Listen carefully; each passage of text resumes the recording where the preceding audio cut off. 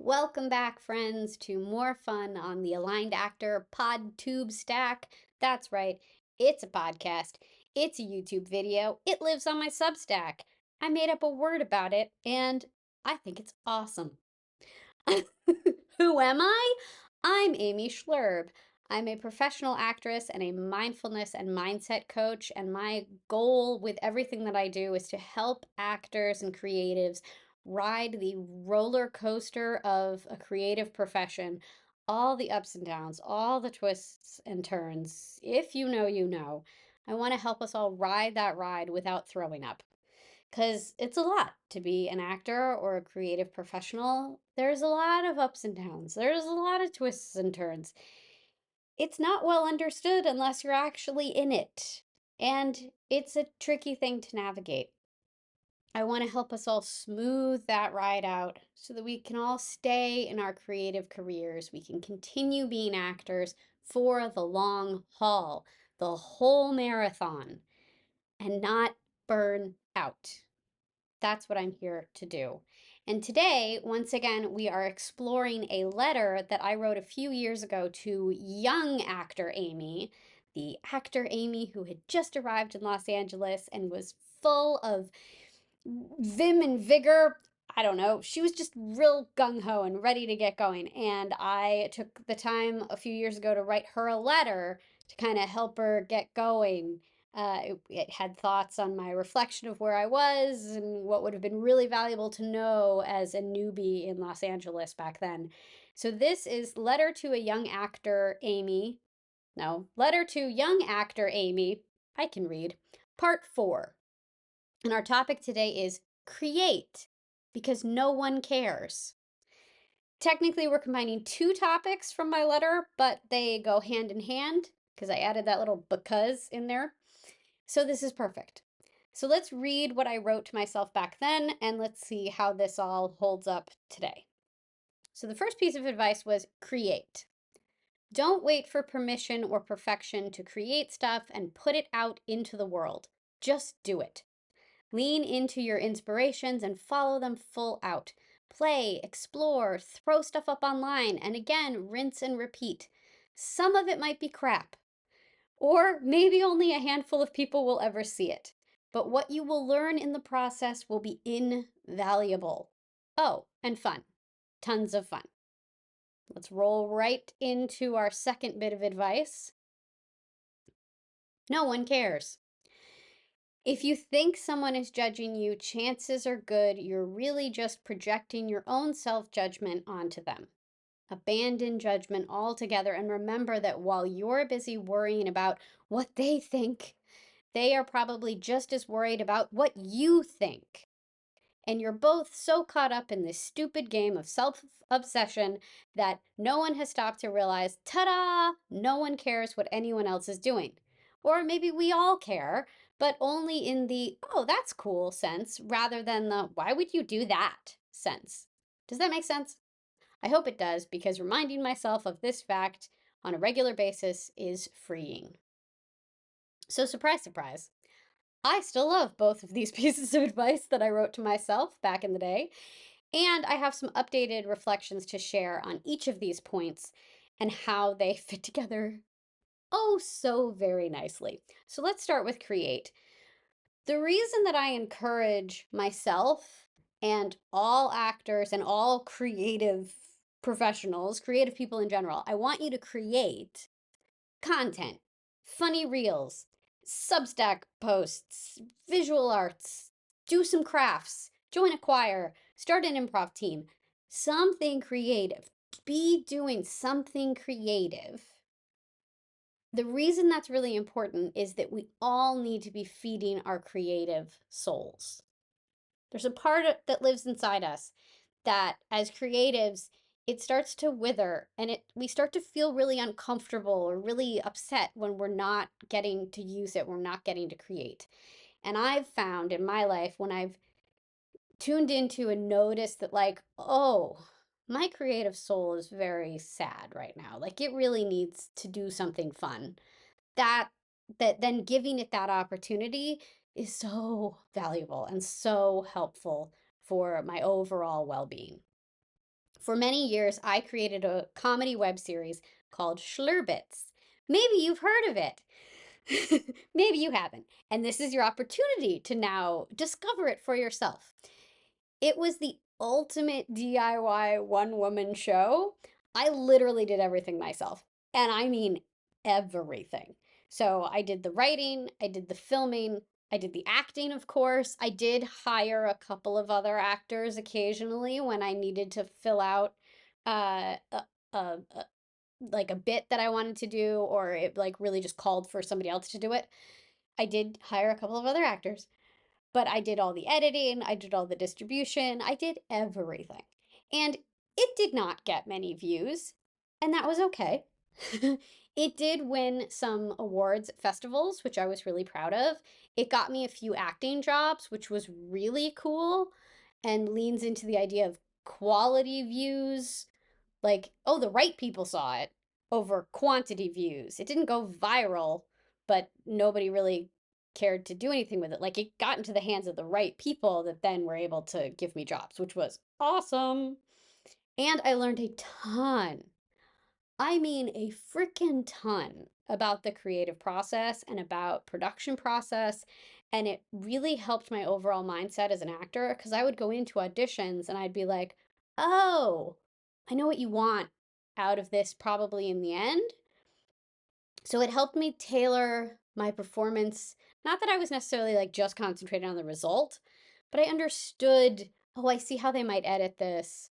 I see what this might be in the end. And it just kind of helped my mindset as an actor. It made it less about the, me and like, oh, if I'm good enough, then I will get this role. It was like, no, sometimes it's just we need somebody to do something because that's how they show up in the world, and yeah, it has nothing to do necessarily all the time with talent. Sometimes it's a look, sometimes it's you fit the costume, I don't know. But it really, doing Schlerbits really helped my mindset around all of that because I calmed down about it. I got this peek behind the curtain that I gave myself where I could see, oh, it's not just about the acting, it's about all of this stuff, this whole giant puzzle, and how do all these pieces fit together. But the absolute best part of Schlerbits was that it fed my creative soul. So instead of sitting around waiting for somebody to cast me, waiting to get an audition, waiting to be invited into the entertainment industry, I just did it myself. I cast myself in funny roles and interesting scenarios that I wanted to explore. I got to express my creativity through writing, through filming, through acting, and even through editing, which I had no freaking clue how to edit anything. But once I sort of got over the learning curve and was like, okay, like I can figure this out, everything can be figured out. It was a creative challenge that I really enjoyed, and it was a new way to be creative. Because I'd be like, oh, well, I want to cut from that to that. And then do I want to cut? Do I like this take or do I like this take? How does this take match up with this take? If I cut here and I do this and ooh, what about adding fun graphics or adding fun sound effects or whatever? Like it was a really fun creative process, a part of that whole creative process. So I've lost my place in my notes. Hold for a second, my dear friends. So yeah, looking back on the series, on Schlerbits as a whole, I am still really proud of that work. I'm proud of everything that I learned doing that comedy web series. And I'm proud of myself as an actress. I'm proud of myself as a DIY filmmaker. It was just a really great experience overall. And it certainly fed my creative soul. Because my one rule for myself was make myself laugh. I found that if I found an idea funny, hopefully the audience would find it funny too. And, if they didn't, then at least I had fun.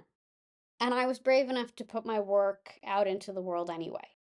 And it was a really great process. And the idea of putting your work out into the world, it's a really great segue into the second half of our advice today. No one cares. So sharing your creative endeavors with the world can be very scary. It can feel very vulnerable. And there were plenty of times on Schlerbits where I worried that people would be really critical of my work or think like, oh, there's Amy and her bits again. Does she really think she's funny? These are just embarrassing. I don't know why they all talk like that, but that's how they were in my those were the voices in my head. I was worried what other people would think.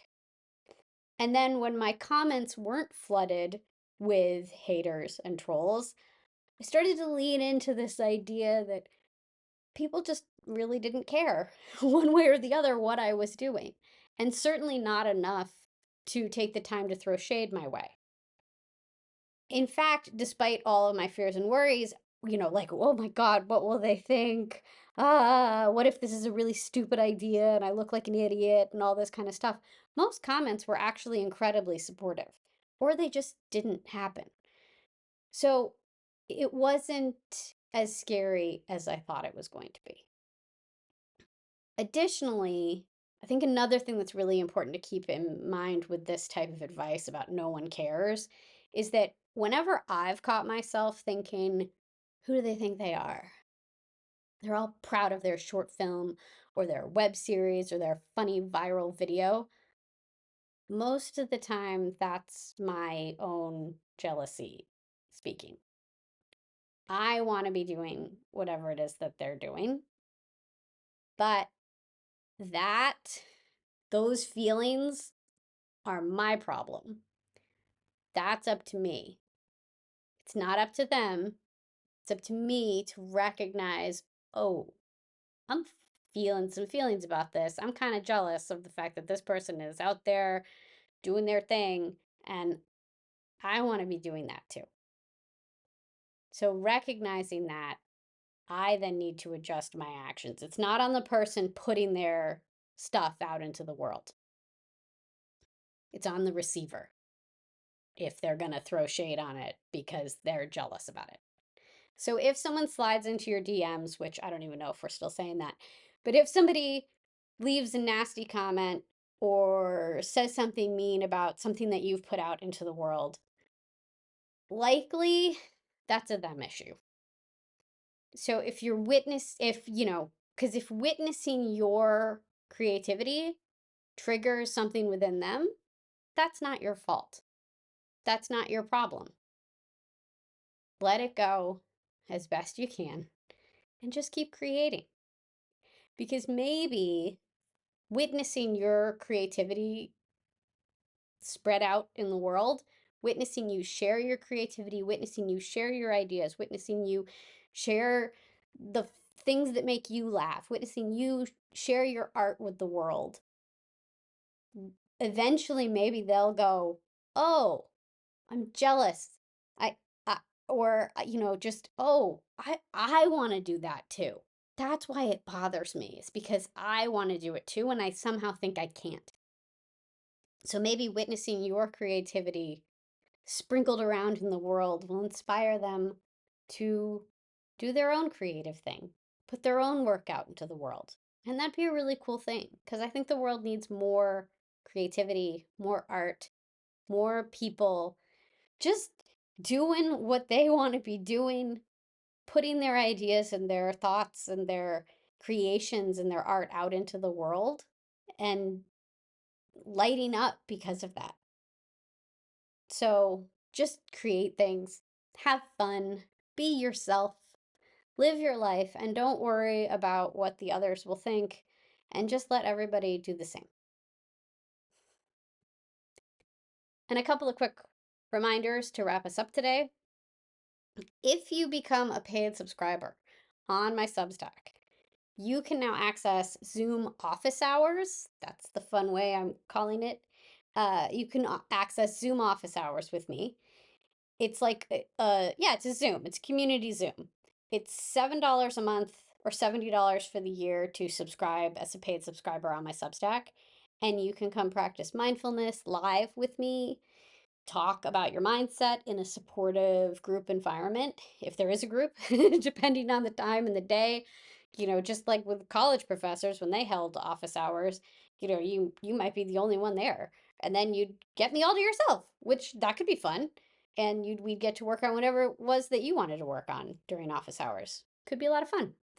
And if you really want to make sure that you get me all to yourself, you can come experience a free session with me. That we schedule, we find a time that works exactly right for you, and you can experience what it's like to have me as your mindfulness and mindset coach. It's a chance for us to connect, to see where your mindset currently is with regard to your acting career, your creative profession, and you'll walk away with some ideas that you can put into practice immediately to start seeing results. Maybe with quieting your inner critic, smoothing out the roller coaster of being an actor or a creative, so that all the ups and downs and the twists and turns stop making you feel sick to your stomach. And you can sit with them and go, oh, okay, I'm living the life of an actor. Right now, it's really hard, but in a bit, it might be really great. I'm on this ride and I might as well enjoy it. So you can come and experience a complimentary session with me. You can go to my website, thealignedactor.com, to get set up with that, and we'll have a lot of fun. And speaking of roller coasters, auditions. Auditions can really be a roller coaster, right? Because you're like, yay, I got an audition. Oh no, I have to figure out how to do it. And can I do it? And when am I going to do it? And there's just all these ups and downs of the audition process. And I've created a meditation, a guided meditation to help you get out of your head and calm down and come back to focusing on whatever it is that your character wants in the scene so that you're really focused on your work before you hit record so that then you can present your best work to casting. It is available on my website, thealignedactor.com. You can go there and you can find there's a link somewhere on my website. Pretty sure it's very obvious. It should be. I'll go check. If it's not real obvious, I'll make it real obvious that you can get my pre-audition focusing meditation. And it's completely free. It's just like a little gift for you. But what is not free is my ebook, Accessing Calm. Accessing Calm is my $7, so it's almost free. It's like the price of a latte these days, right? It's an ebook full of mindfulness-based tools that can help you calm down quickly when you're stressed. There are breathing exercises, there are focusing exercises. There's just some really fun on-the-go tools that you can use to access mindfulness, access the present moment, and de-stress. These are the tools that I use to manage stress. It's a fun, quick read, and there are video demonstrations. So you get to follow along and watch me do the technique, and then you can do it too, and it's fun. It's kind of interactive in that way, except not completely because I don't react with you. You just react to me, and you get it. It's video demonstrations. I think you understand. You can also get the ebook on my website. I'm just going to reference my website throughout this whole thing because I think that's easier. thealignedactor.com. That is where everything me lives, thealignedactor.com. And then finally, I have an upcoming workshop on mindfulness at the SAG-AFTRA Los Angeles Conservatory. So you have to be a member of SAG-AFTRA, the Actors Union, and then you also have to join the SAG-AFTRA Los Angeles Conservatory. There's a New York Conservatory. There might be other market conservatories as well, but I teach at the SAG-AFTRA Los Angeles Conservatory. Membership in that conservatory is $45 for the year, and that gives you access to a ton of classes and workshops and continuing education and all this kind of stuff. You can take stuff online. My stuff is online currently. You can also go down to the beautiful SAG building and take classes there. It's gorgeous. I was there for the weekend intensive and it was nice. I'm thinking about putting in some in-person classes because it's such a nice building. That's how nice the building is. I might actually go there, even though I don't particularly like leaving my house. My house is comfortable. Can you blame me? So, yes, so these workshops, though this workshop on mindfulness is coming up in November. It's Mindfulness 101, empower your craft and your career with your presence. And you can come in and experience a guided mindfulness session with me and get, all the benefits of mindfulness, understand about those, pick up some little helpful tools that you can use in auditions and on set to help you like resettle kind of quickly on the go. And it's a really good time. So I would invite you to come join us there. For that, you have to go to the SAG-AFTRA Los Angeles Conservatory website. I have a link in my Substack for that, and I don't have one on my website. I should put one on my website. My dog is freaking out because somebody came to our door. I don't know who it is though, so I'm not going to answer it because why? It's probably someone trying to sell me something. Anyway, it's fun that this happened at the very end of our whole discussion here. And yeah, did I tell you? I told you about the links. Yeah, that you can go to okay, so the Los Angeles, the SAG-AFTRA, Dusty, the SAG-AFTRA Los Angeles Conservatory is where you want to go to sign up for the mindfulness class. It's on the SAG-AFTRA website. There are links in the show notes. There are links in the Substack, and you should be able to find it pretty easily. So, yeah, that's what I have for you today. I'm gonna go see what's going on out there. My dog. Ah. All right. Thank you so much for joining me and take care. Bye.